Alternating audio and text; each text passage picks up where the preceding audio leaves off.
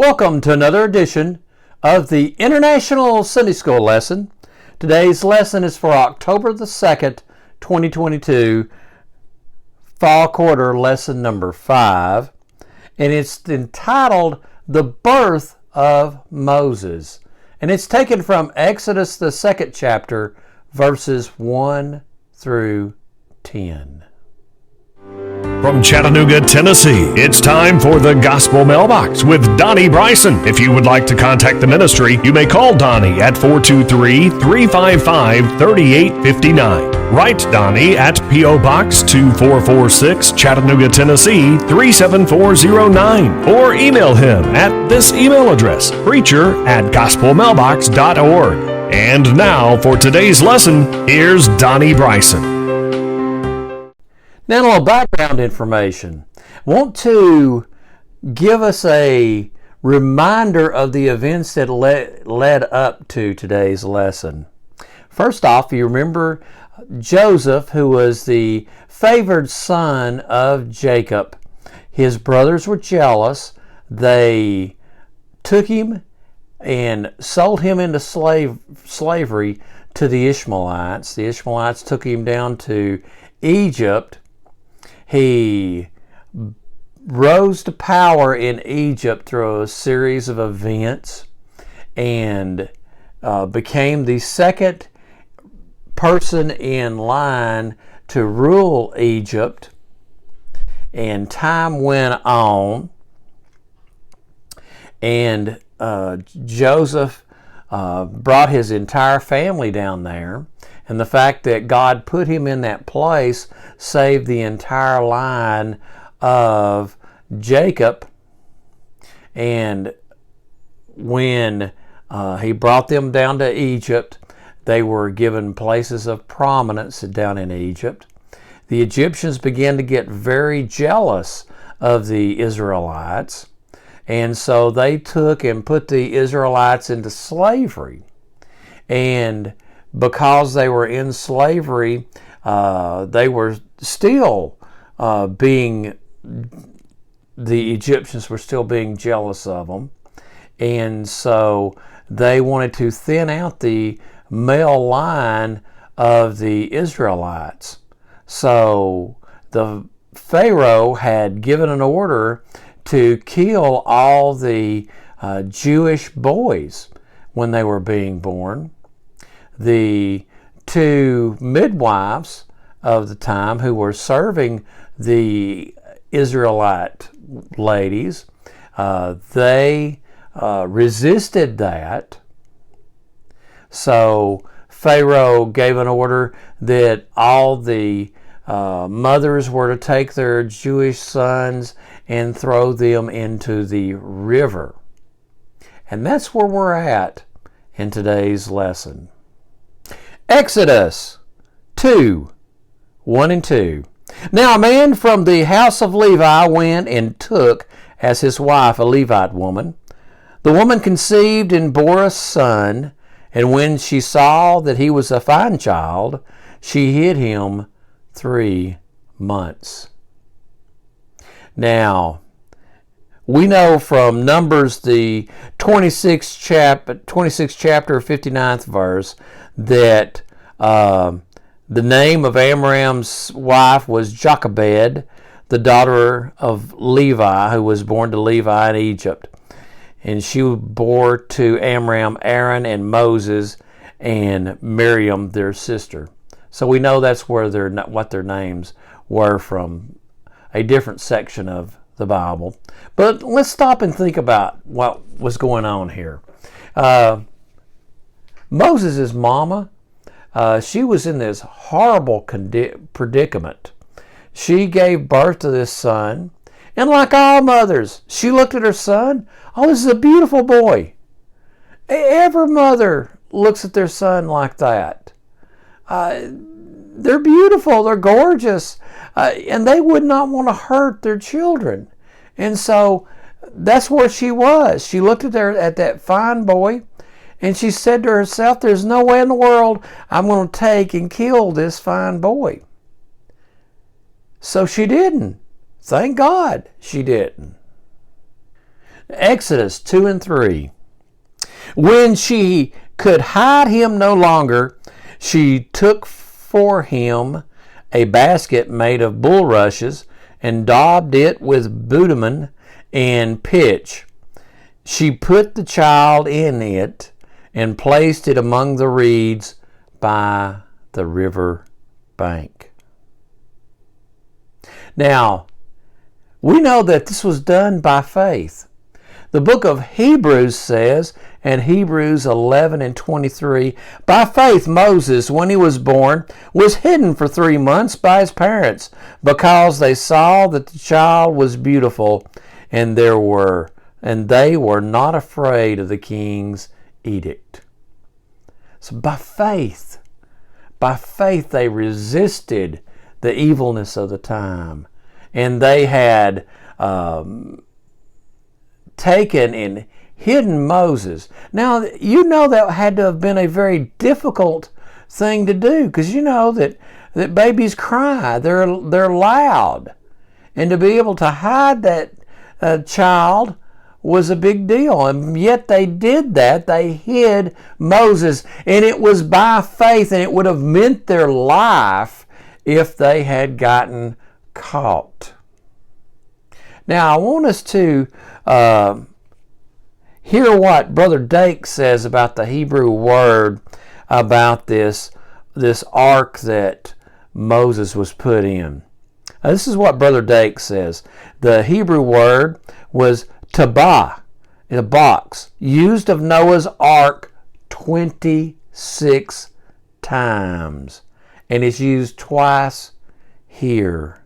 Like Noah's, it was made by divine command. And I find that extremely interesting, that the basket that Moses was put in to save him from the death is the same Hebrew word in the original language as what was used for Noah's ark. So that was Moses' little ark that was given by divine command, that was done by faith. And also, too, it's miraculous, all the little events that happen in this to see Moses through this difficult situation. Exodus 2 and 4. And his sisters stood at a distance to know what would be done to him. So they didn't just throw Moses in the river and turn around and walk off. Miriam was there to keep an eye on Moses. We know that was Miriam. Exodus 15 and 20. Then Miriam, the prophetess, the sister of Aaron, took a tambourine in her hand, and all the women went out after her with tambourines and dancing. So we know that Miriam grew up and served the Lord, was a prophetess of the Lord. Okay? Now, how old was Miriam? Now, there's a little bit of conjecture about how old she was. Brother Gill says this was Miriam, as the Targum of Jonathan expresses it, who is supposed to be about 10 or 12 years of age. Others say 7. So she was somewhere between 7 years old and 12 years old, according to a lot of Jewish historians.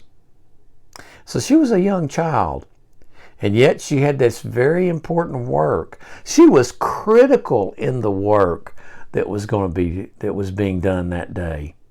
If Miriam hadn't been there, then Moses would not have had any connection at all with his Jewish heritage, as we will see. Exodus 2, 5 and 6. Now the daughter of Pharaoh came down to bathe at the river. While her young women walked beside the river, she saw the basket among the reeds and sent her servant women, and she took it. When she opened it, she saw the child and behold, the baby was crying. She took pity on him and said, "This is one of the Hebrews' children." Now, there's a lot in this. First off, it speaks to the character of Pharaoh's daughter. Now, her daddy had issued the command to kill all these Jewish children. And so she was there at the riverbank. She was bathing herself. She sees this basket. She has the basket retrieved where this baby had been thrown into the river, and she has compassion. Regardless what her dad said, regardless of the law, she has compassion on this Jewish child. Now, there is no telling which one of Pharaoh's daughters this was. Now, Josephus, the Jewish historian Josephus, says it's Thermuthis, but we don't know that for a fact. Josephus, who wrote much later, he did not know that for a fact. So we really don't know which one of Pharaoh's daughters. And a lot of these, because they had all those concubines and everything, and just because you were a daughter of the Pharaoh did not mean you were super in charge of a lot of stuff. I mean, you had a privileged life. You were a lot better off than just the regular working people. But it does not mean that you had all this authority. And it could very well have meant that the daughter of Pharaoh could have suffered severe penalties for violating her father's command. There's no telling the chance she took at this point by having compassion on this Hebrew child. It's also too important to note, and people, you can skim through the story and miss this fact. She knew exactly Moses' heritage. She did not think he was some Egyptian child that just accidentally got thrown into the river. She did not think it was something like that. She knew that was a Jewish child. And she knew she was violating her dad's command when she took that child in and nurtured that child.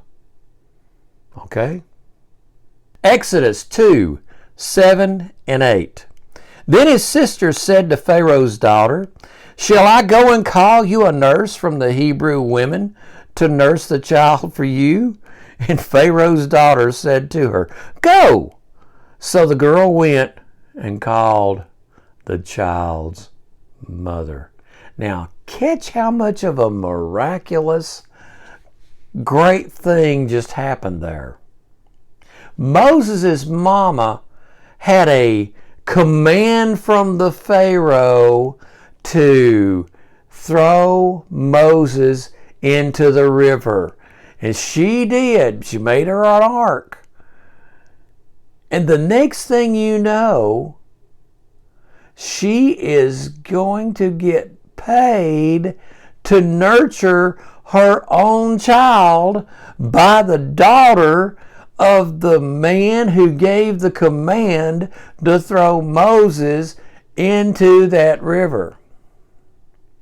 Now, you can have some conjecture that possibly Moses' mama kind of architected that whole thing and planned that whole thing. In fact, the pulpit commentary makes that assertion. This is what the pulpit commentary says. No doubt all had been prepared beforehand by the mother, who had selected the place and time of the exposure from a knowledge of the habits and character of the princess, and set her daughter to watch, and, so far as was possible, instructed her what she was to say. Maybe. I don't tend to look at it that way. I think it was God's miraculous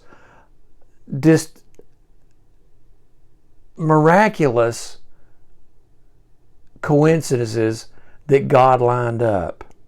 Let me tell you a story real quick of something that happened to me. When I had my software company years ago, and then we were struggling, I had a company, but we were struggling to survive and keep the house, keep a roof over my kids' head. And I made a call to one of my tool vendors for support. And the lady that picked the phone up misdirected me inside that corporation.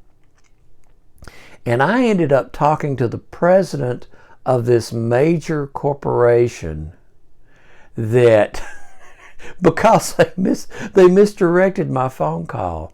And he was, for some reason, in a real chatty mood that day and was talking with me. And he said, I see you're using our tool. I'm glad you're using our tool. Would you like to write some magazine articles? And I said, yeah, I would.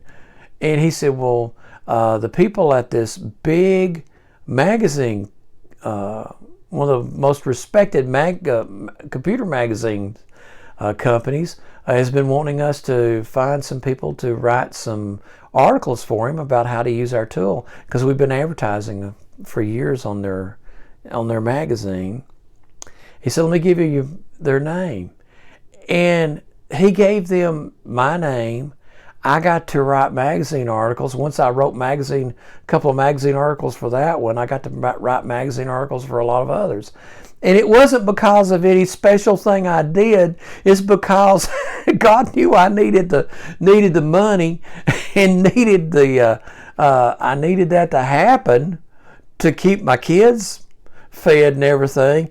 And my phone call got misdirected from just some support person to the president of a big major corporation, just from a fluke.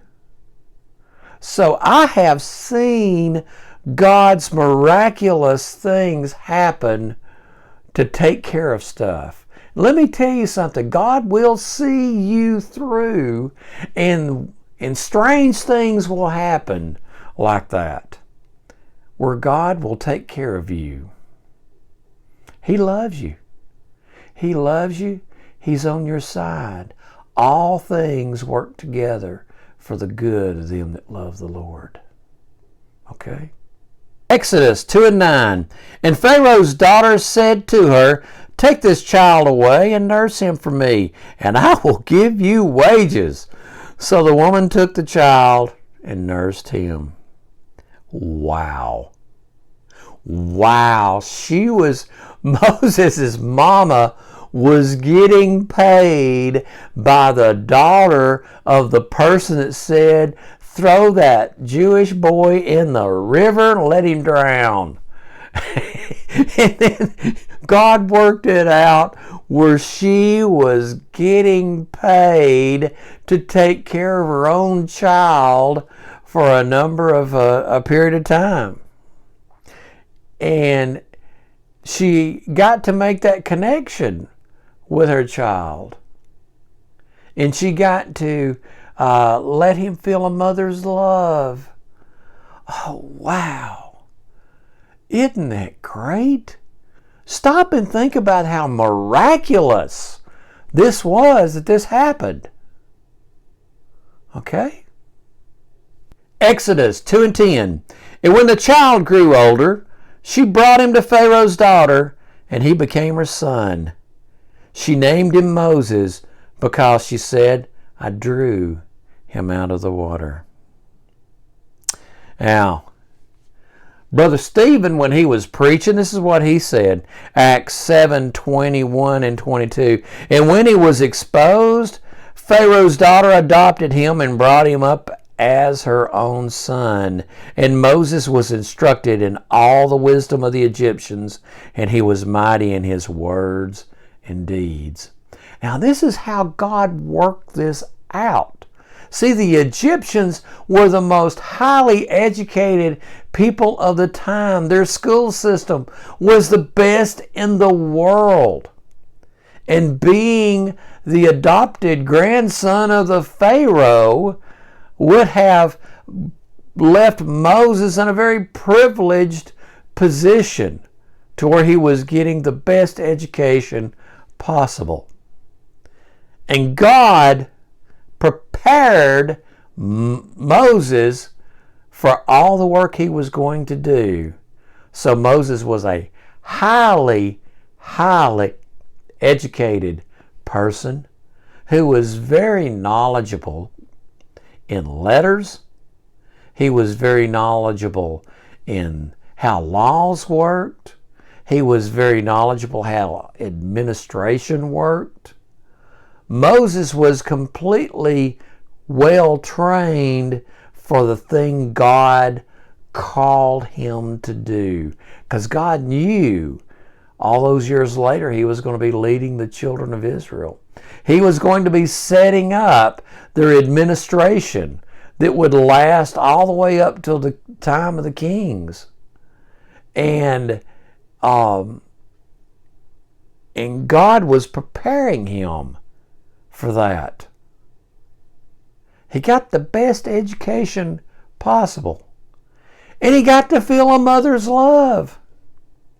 And he didn't die in the river. God worked this phenomenal miracle of just all these different little of events and coincidences that seemingly happened at random, but they were not at random.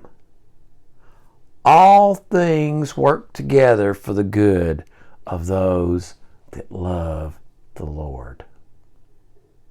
Now, in conclusion, I know we all go through hard times. I mean, there's challenging situations. There's challenging situations me and Lindy are going through right now. And challenging situations that we see our country going through right now. But God is in control. All things work together for the good of them that love the Lord. Now, that does not mean that we passively sit by and just let the world walk all over us. Look at Moses' mama. She didn't just take that boy and throw him in the river and watch him float off, head down into that river. No, she made a basket. She made sure that basket was waterproof. She sent her daughter, Miriam, you go see what happens. Keep an eye on things. She did all that. And then just let God work it out. Having done all you can do, then stand. Because let me tell you something. It's like the old song says, Jesus is on the main line. Tell him what you want. My grandsons, that was our favorite song. I do not know the time after time that I would walk the floors of my grandsons in my arms and teach them that song. Jesus is on the main line. Tell him what you want, what you need. Tell him, because he's listening. And after you tell him, get up and do something. Okay? Well, friends, good Lord willing, I'll be back with you next weekend.